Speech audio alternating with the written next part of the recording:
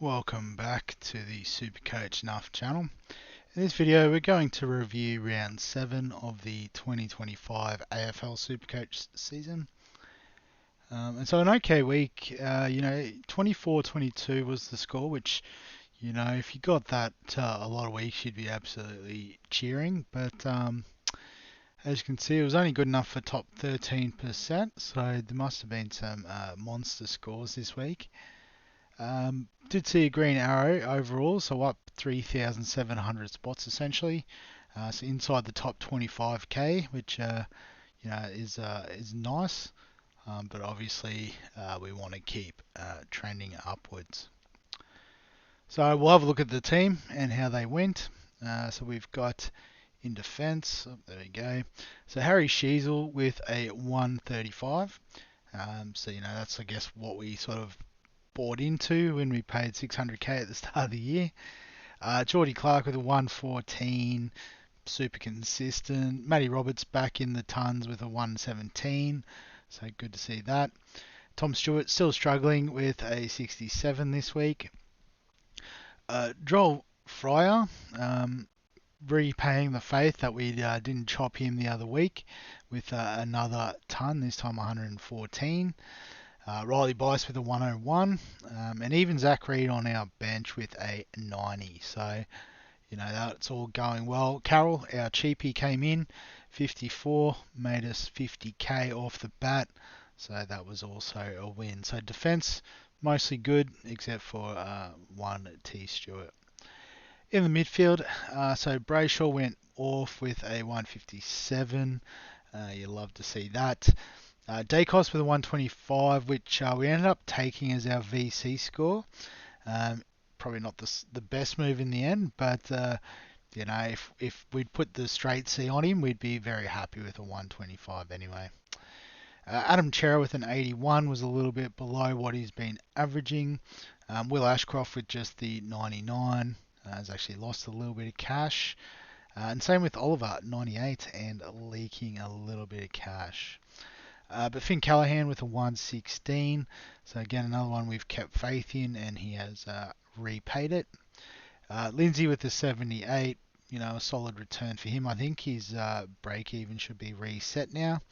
So break even of 1, and a nice matchup this week against the Eagles means we can expect that cash gen to start trending upwards. And Clay Hall was just the looper. We got Elijah Hewitt 65, so a good result there, and also another one who's making us some good cash. So that's about 100k now. Yep, negative 32 break even. You'll love to see it. In the rucks, some great results. So Tristan Cherry, who was our initial captain, so if we kept the C on him, a 158 was massive. TDK with a 135 was really good too. So rucks are going well. I think Gawn got a 170, so we may have lost a bit of ground on that, but we can't have them all. And then the forwards. So Horn Francis, again, another one who was on the chopping block, and we stuck fat, and 111 for him. McRae with just the 77, is starting to wind back in cash a bit. Daniel with an 89 is solid. Marich with 87 was quite good too. Levi with 68 is making some money, and Davidson with 51, getting a little bit of cash, but is very much in the frame to be chopped this week. And then the bench, so Kako with 49 just continues the slow burn. But Cleary with an 89 is really good, so he's jumped up I think 100k, almost 90k. Nice low break even, so good stuff there. And then Matt Flynn we brought in, and he got a 105, so I mean you can't be too disappointed with that. Made us 80k, massive negative break even going into a match up against Gorney this week. But we did trade out Bailey Humphries for this pick, and I guess a bit like keeping the faith in these other sort of pod picks that we've had. Humphrey went off with 150 this week, so a bit stiff to miss out on that, but the cash and most of the points we'll happily take. Obviously, just losing out on a trade. But this week we did get a head-to-head win against James's team, just Calmer Down. Shout out to I think it's the Skodfather, isn't it? The Abs Magic. That saying. So he had gone with a 174, which is fantastic. Track with a 129, so I think he's a popular trading at the moment. Captain Dacos, so we were sort of matched there. Rankin with a 120 was a nice return. Sarong with a 108. Zorko with a 104, sorry. Sinclair with a 99. Rosie with a 118, so he's been a good hold as well for those that did so. Whitfield with 104. Bailey Smith with the 120 is probably the one that's got away from us so far. And Hewitt with 103 isn't the worst shout there. So just having a look, not too sure. There's lots of good hundreds, but I guess maybe having to play like a Layla with a 46, Reed with a 35. These lower scores are probably where we made ground. I'm pretty sure Davidson's 51 dropped out of our team, so I think the lowest might have been Stewart's 67. So it was probably more in those low scores that cost James a bit. But just having a look through a 25.87, that's massive. I think we're going to need to see a 26 to beat it. So it looks like Gift built Michael's team is the top scorer this week, and shout out to East Valley United. Losing the head-to-head with a 2500 is pretty stiff. But 25.87 even. I'm stumbling over words and numbers today. But VC gone, which is a good move, so that's massive. 348 points. Had Track, Dacos, Sheasel, Brayshaw, Rankin, Horn Francis, Whitfield, Roberts, Bice, DeConning, Smith, Flynn. So lots of hundreds in amongst all that. So what was the lowest score? Maybe 68 for Levi. So yeah, good stuff there. And left a bit of points on the bench as well. The likes of Stone and Cleary scoring well also. So well done, Michael. Well positioned with that team. Have a quick look at some of the other big players this week. So Gorn number one. Butters at 162 has gone up 40k. Has a lowish break even for him of 81. So can we get him in? I think 3% he is a super pod, but we've got to make the numbers work. Meek with a 161 was massive. Who did the Hawks play again? I can't remember. It doesn't say on here. It just says who they've got next. So they played West Coast, so Meek filled up against Flynn. So I guess, well done if you own Max Gorn this week. Bailey Humphrey, as I said, 6th highest score in the league this week, so a bit stiff that we let that go. He made 35k, probably not quite reset his break even, so still fairly comfortable with the trade in that sense, but 50 points, it would have been nice. Lockie Ash with a 140, so a 3-rounder of 128.3 at 6.8% ownership is fairly tempting, but probably just a little bit on the expensive side. Lockie Neal with a 139 is back, it would seem, so made a little bit of cash this week, so his price has probably bottomed out if you're looking to target him.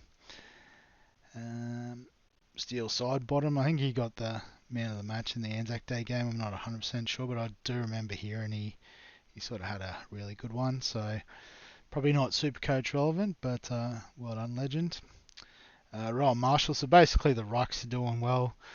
So what's that? 1, 2, 3, 4, 5 in the top 12 this week. So I mean, obviously we're using the flex as a bit of cash gen at the moment, but I think you've got to sort of go 3 rucks once you're at full premium. So And I think, I've got TDK and, well, not Sheasel, but it's Cherry. And, probably Gorn would be number one on the list, but it may be Rowan Marshall at his price. If he can start reproducing this a bit more, then he could be an easy one to slot in there. Bonds with 128, so I think his break even isn't crazy.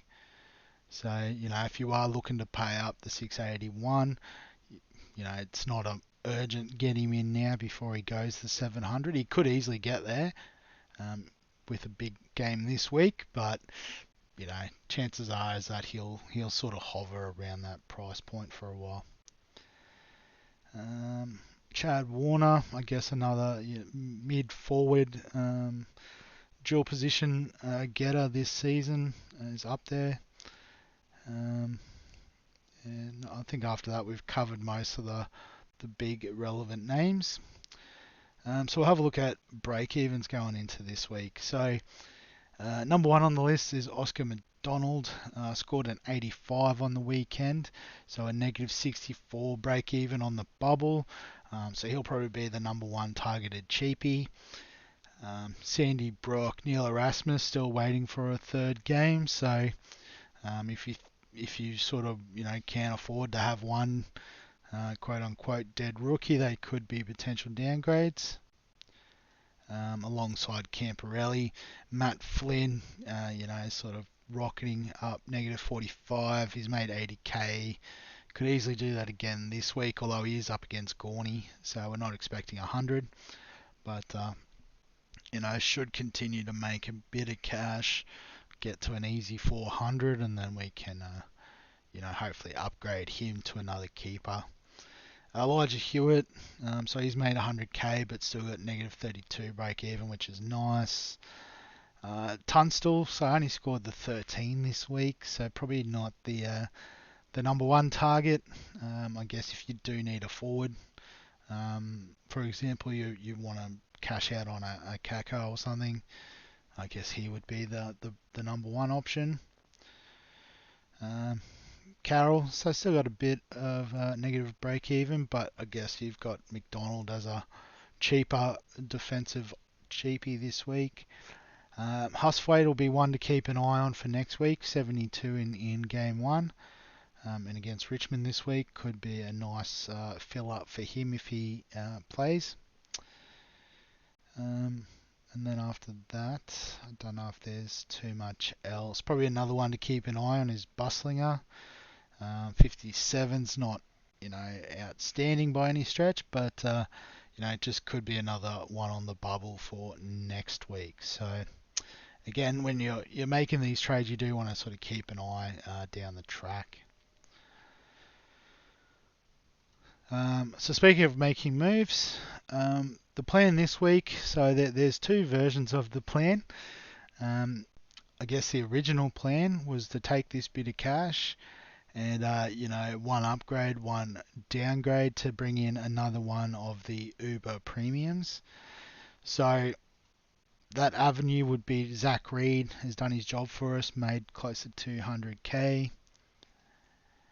We bring in Oscar McDonald, which gives us 455k to spend. And so then, we're upgrading somewhere here.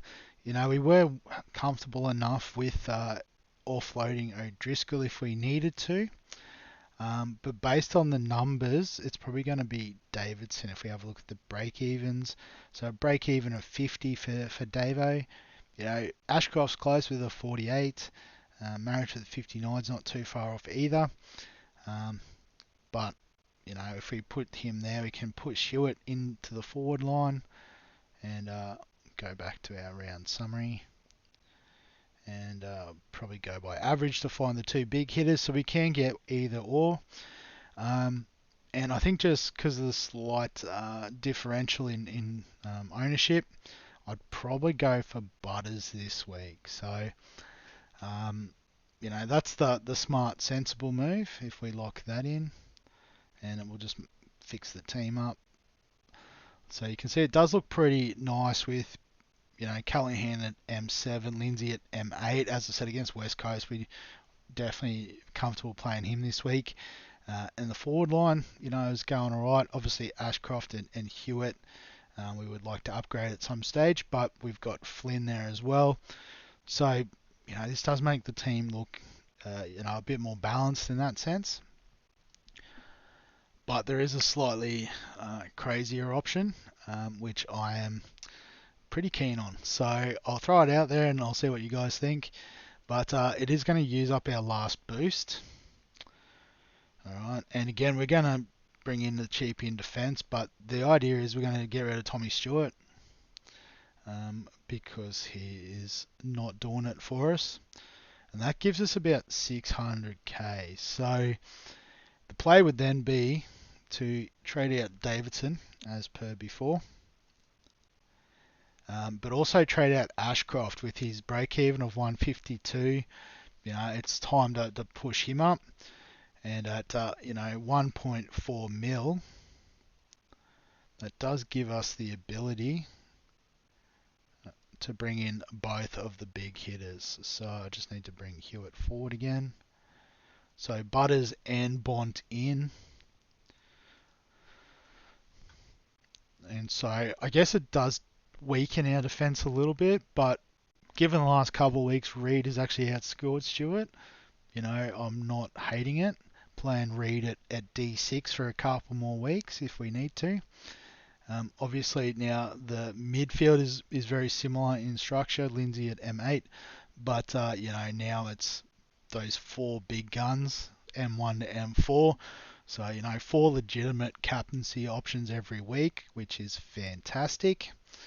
And again, it doesn't really affect the forward line too much. So yeah, so those are the two different options. As I said, I am leaning towards this, just because I think having Butters and Bont and Dacos and Brayshaw will be fairly unique. A lot of people will try to be a bit conservative and wait for Bont to come down or wait for Butters to have a bad game. But I guess we don't wait, fortune favours the brave. So that's the theory anyway. So then, in the captaincy conversation, so we do have Essendon and North on Thursday night. So we could even, even though we've brought these big guys in, we might even just VC Sherry. And it might be a case of he has to get to about 150 again if we do want to take it. Interestingly, Bont and Butters play each other on Saturday, so that'll be interesting. Dacos against Geelong, and then Brayshaw against the Saints on Friday night. So still fairly early in the round, but I guess having the VC on Thursday night does give us the best chance of utilising the loop. And we've got pretty much the midfield bench is pretty dead, so we just sub Lindsay in as the emergency, and it's nice and easy to do that. So captain, good question. Maybe Dacos at the MCG. Again, let me know what you think. I'll obviously have a look at some other AFL Supercoach legends that are on YouTube that know more about it than me, and we'll go from there. But yeah, we'll wrap the video up there. So as always, if you've got any questions, comments, thoughts, feel free to add them below this video. Give us a like if you enjoy the Supercoach content. Subscribe for all the fantasy sports content on the channel. And other than that, we'll catch you in the next one.